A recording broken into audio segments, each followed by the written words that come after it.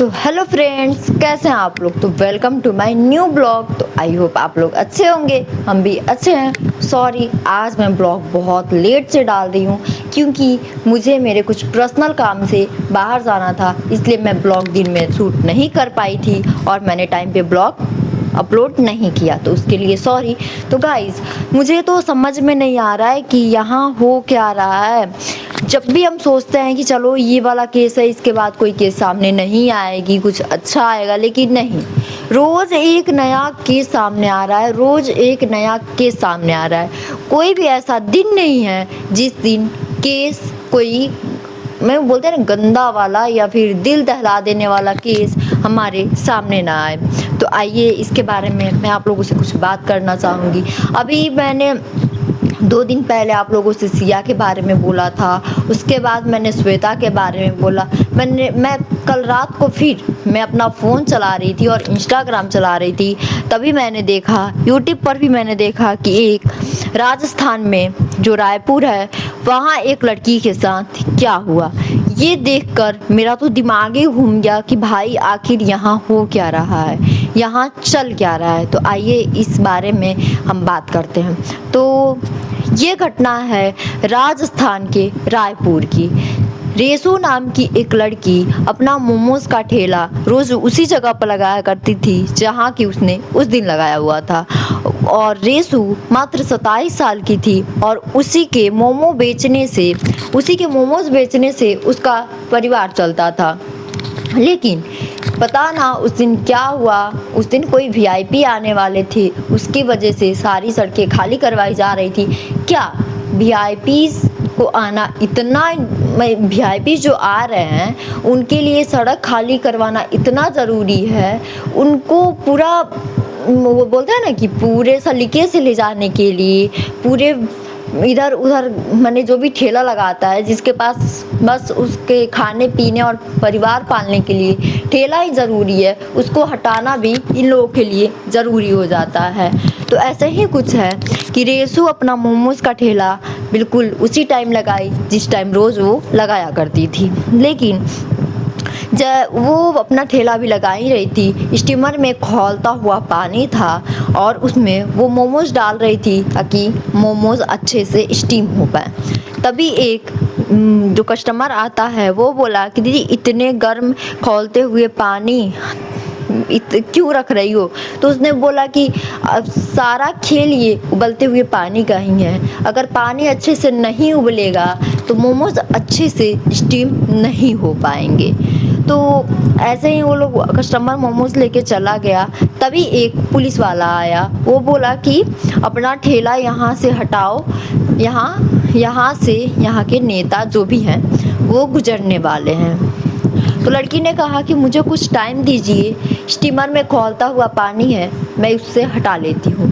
Police वाले को ये बात हजम नहीं हुई और उसने अपने गाड़ी से रेसू जो थी उसके ठेले पे धक्का दे दिया और उबलता हुआ पानी रेसू के हाथ और उसके पूरे चेस्ट पे गया। उबलता हुआ पानी उसके हाथ और चेस्ट पे गिर गया। उसकी वजह से वो लड़की तुरंत, बोलते हैं ना, नीचे गिर के चिल्लाने लगी, तड़पने लगी, बचाओ बचाओ बचाओ, मेरे साथ ऐसे हो गया, मेरे सब, मुझे कोई बचा लो, ऐसे वैसे वो चिल्लाने लगी। उसकी छोटी बहन उसके साथ थी और पुलिस वाले ने धक्का मारकर अपना गाड़ी सीधे वहाँ से निकाल लिया। उसने देखा कि लड़की के ऊपर गर्म पानी, उबलता हुआ पानी गिर गया है, लड़की कितना ज़्यादा तड़प रही है। तभी पुलिस वाले ने ये ज़रूरी नहीं समझा कि मैं रुक के देखूँ तो सही कि आखिर हुआ क्या है, उस लड़की को मैं हॉस्पिटल तो भिजवा दूँ, उसके बाद मैं अपना करते रहूँगी। ये एक जगह की प्रॉब्लम नहीं है गाइस, ये हर जगह की प्रॉब्लम है। जब कोई नेता आता है, जब कोई अधिकारी आता है तो रोड जाम कर दिया जाता है, रोड जाम कर दिया जाएगा, अगल बगल में जितने भी छोटे मोटे स्टॉल लगते हैं उसको हटा दिया जाएगा। क्या जब वीआईपीज़ यहाँ आते हैं तो वो जो ठेले उनकी वजह से हटाए जाते हैं, उनको 2 वक्त की रोटी वो दे देते हैं, 2 वक्त के खाने के लिए वो पैसा दे के जाते हैं? ये सवाल आप लोगों से है, आप लोग कमेंट में ज़रूर बताइएगा, क्या मैंने कुछ गलत बोला? उसके बाद जब रेशो की छोटी बहन पहुंची पुलिस स्टेशन FIR करने के लिए कि मेरे बहन के साथ ऐसे ऐसे हो गया है। तो क्या बोला गया कि तुम इन लोगों से मत उलझो और कुछ आपस का लेन देन करके ये बात यहीं ख़त्म कर दो। क्या उस लड़की के जो साथ हुआ वो सही हुआ?